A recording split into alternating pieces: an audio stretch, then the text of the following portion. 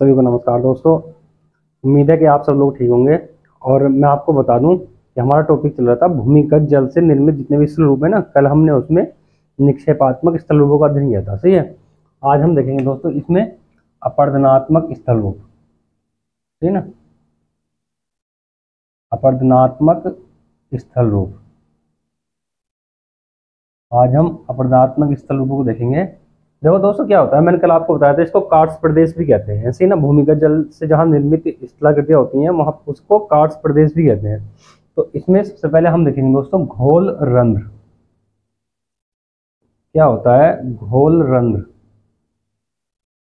ठीक है। तो देखो क्या होता है, जब कभी जो मैदान होते हैं ना कार्ट्स वाले, उन पे धरातल पर उनके छोटे छोटे गर्तों का निर्माण हो जाता है ना। ये गर्त है ना छोटा, तो इसी को घोल रंध्र कहते हैं, सही है। तो आप दोस्तों इनको लिख लेंगे। तो लिखेंगे दोस्तों कार्ट्स मैदानों में,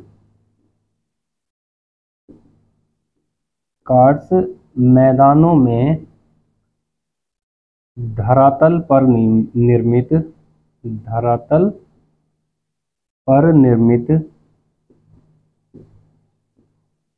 छोटे छोटे गर्तों को, छोटे छोटे गर्तों को,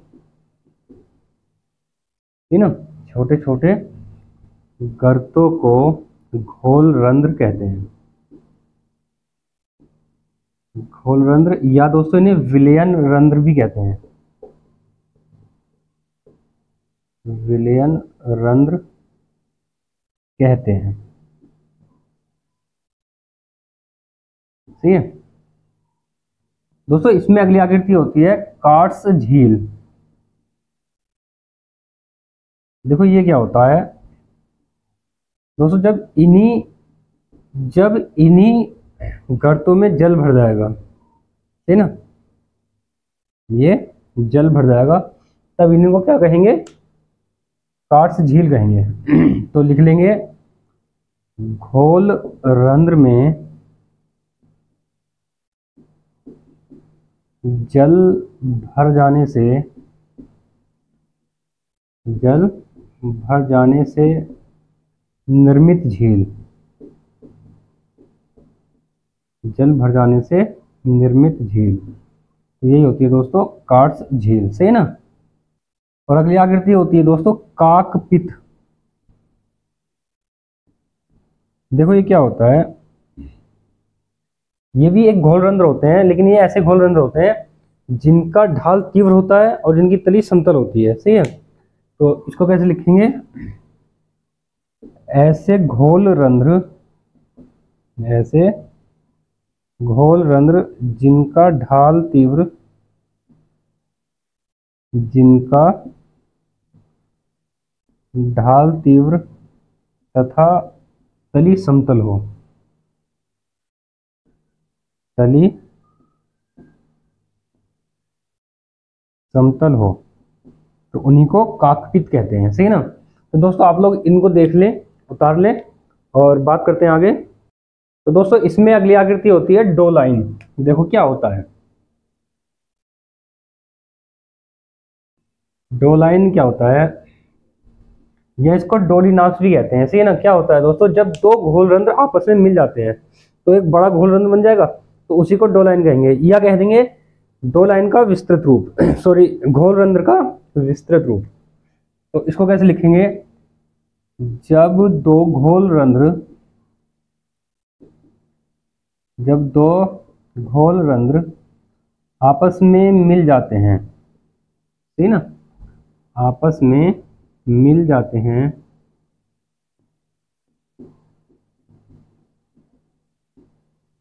तब इन्हें डोलाइन कहते हैं, डोलाइन कहते हैं। देखो क्या होता है, एक डोलाइन ये है, छोटा बनाते हैं, एक डोलाइन ये है, दूसरा ये है। अब क्या हुआ दोस्तों, एक गर्त ये, एक गर्त ये, गर्तों को डोलाइन, सॉरी घोल रंध्र। और क्या हुआ, ये आपस में, ये इस प्रकार से आपस में मिल गए, तो क्या हो गया, दो लाइन, सही ना। या फिर इसको हम कैसे लिखेंगे, देखो, या इसको कैसे लिखेंगे हम, घोल रंध्र का, घोल रंध्र का विस्तृत रूप, विस्तृत रूप, इसे डोलिनास भी कहते हैं, भी कहते हैं, सही है। इसके बाद में होता है दोस्तों युवाला। नेक्स्ट आकृति हमारी कौन सी होती है, युवाला। देखो क्या होता है, जब दो लाइन, एक ये है, ठीक है, और एक दो लाइन ये है, अब क्या होगा, ये दो लाइन आपस में मिल जाएंगे जब एक हो जाएंगे, ठीक है ना, तो इसी को युवाला कहते हैं, है ना। या इसको कह सकते हैं ये दो लाइन का विस्तृत रूप, सही है। तो कैसे लिखेंगे इसको, जब दो या दो से अधिक दो लाइन, दो से अधिक दो लाइन आपस में मिल जाते हैं, आपस में मिल जाते हैं, तब इन्हें सकुंड, सही ना, सकुंड भी कहते हैं, ऐसे सकुंड या युवाला कहते हैं, या युवाला कहते हैं। या इसको कैसे लिखेंगे दोस्तों, या इसको कैसे लिखेंगे, दो लाइन का विस्तृत रूप, दो लाइन का विस्तृत रूप,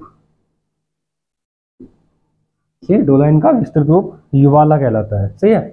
तो आप लोग इसको भी देख लें और आगे बात करते हैं दोस्तों। इसमें अगली आकृति होगी हमारी पोलजे, सही ना, पोलजे।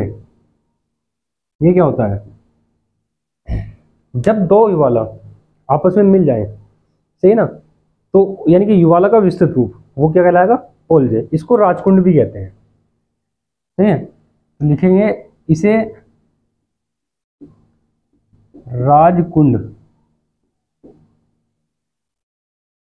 भी कहते हैं, राजकुंड भी कहते हैं। और क्या है, पोलजे कैसे बनता है, दो या दो से अधिक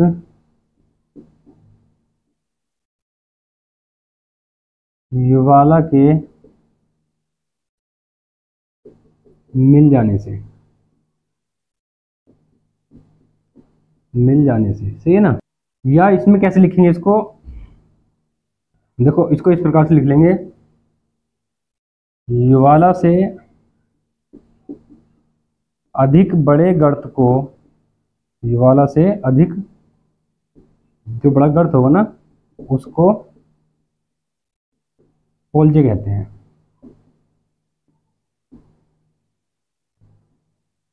पोलजे कहते हैं, सही ना। इसमें अगली आकृति होती है दोस्तों पोनार। देखो क्या होता है, मान लेते हैं ये कोई धरातल है, यहां पर ये कोई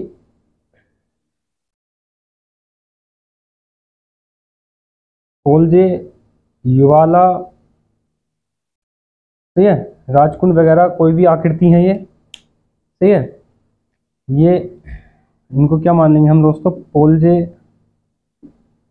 या फिर युवाला, ठीक है, ये पोलजे युवाला वगैरह है।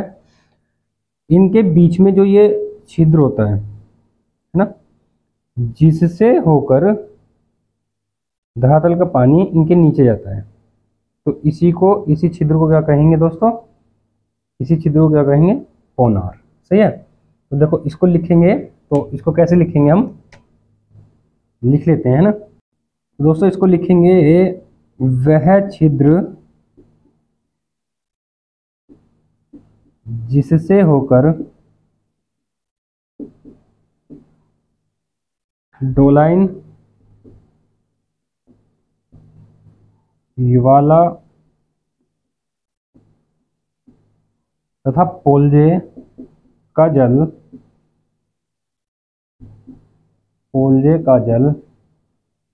धरातल के नीचे जाता है, धरातल के नीचे जाता है, उसी को दोस्तों पोनार कहते हैं। सही है, इसको देख लें आप।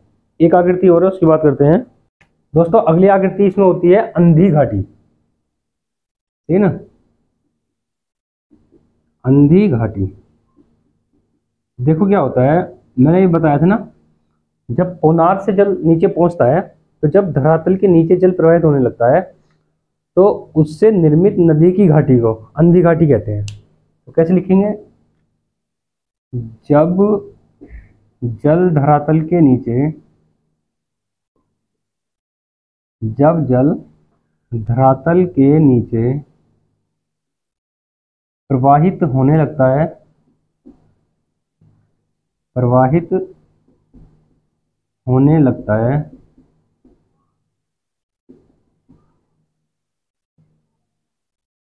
तब धरातल के नीचे, तब धरातल के नीचे निर्मित नदी की घाटी को, निर्मित नदी की घाटी को अंधी घाटी कहते हैं, अंधी घाटी